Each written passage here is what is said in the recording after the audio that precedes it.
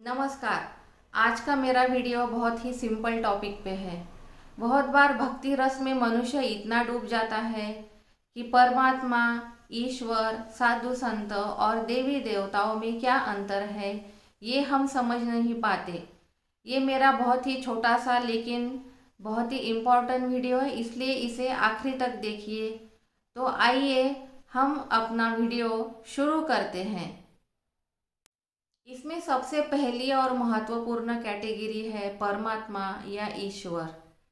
परमात्मा दुनिया बनाने वाला और दुनिया चलाने वाला होता है, जिसे हम सुख में और दुख में, या तो ऐसा कहिए कि जिसे हम दुख में ज़्यादा याद करते हैं और जिसे हम सुख करता और दुख हरता बोलते हैं, तो ये है परमात्मा।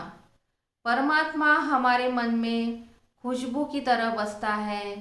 परमात्मा हमारे बुद्धि में यादों की तरह रहता है, लेकिन हम उसे समझ नहीं पाते हैं।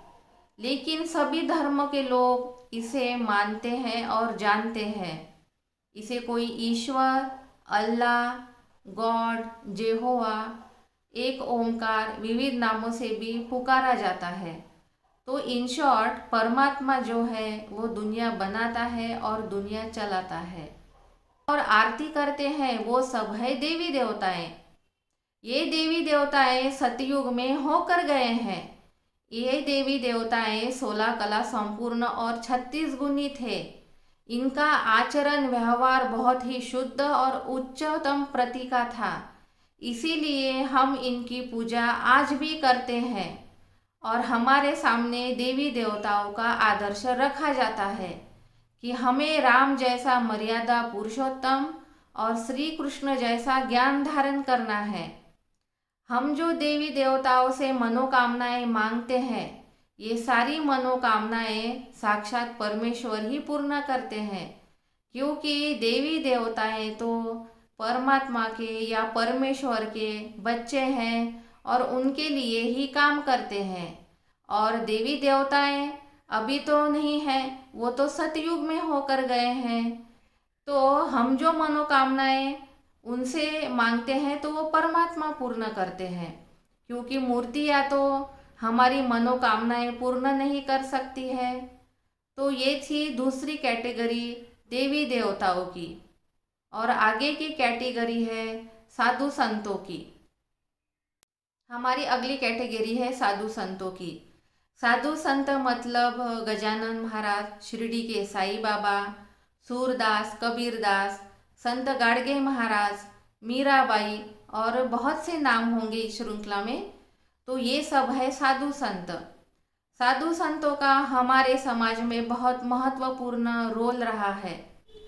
साधु संतों के पास ब्रह्मचर्य और पवित्रता की शक्ति होती है और इस शक्ति से वो लोगों के दुख, दर्द और रोग अच्छे कर देते हैं।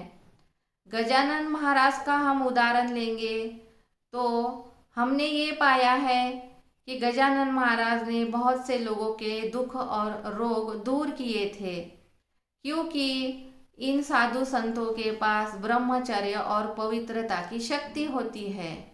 ये इसका उपयोग समाज में अच्छे कार्यों के लिए करते हैं। तो ये है साधु संतों की कैटेगरी। हमारी अगली कैटेगरी है और चौथे प्रकार की कैटेगरी है ऋषि मुनियों की।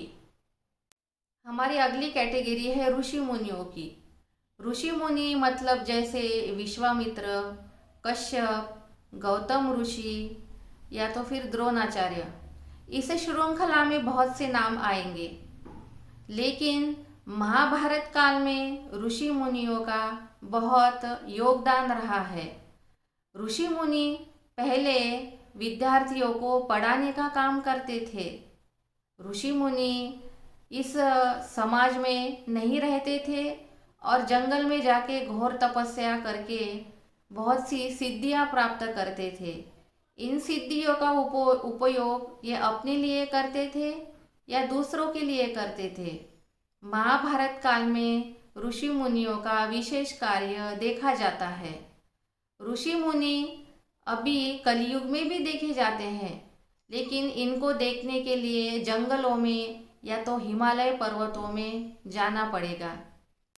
तो ये थी चौथे प्रकार की सबसे आखिरी की कैटेगरी ऋषि मुनियों की। तो ये था मेरा बहुत ही छोटा सा वीडियो। इसे ज़्यादा से ज़्यादा शेयर करिए, क्योंकि लोग जो इन बातों में जो ये प्रकार मैंने बताए हैं इनमें मूझ जाते हैं, समझ नहीं पाते हैं। तो ये क्लियर हो जाए कि भगवान, परमात्मा, साधु संत और देवी देवता और ऋषि मुनि, इनमें क्या अंतर होता है।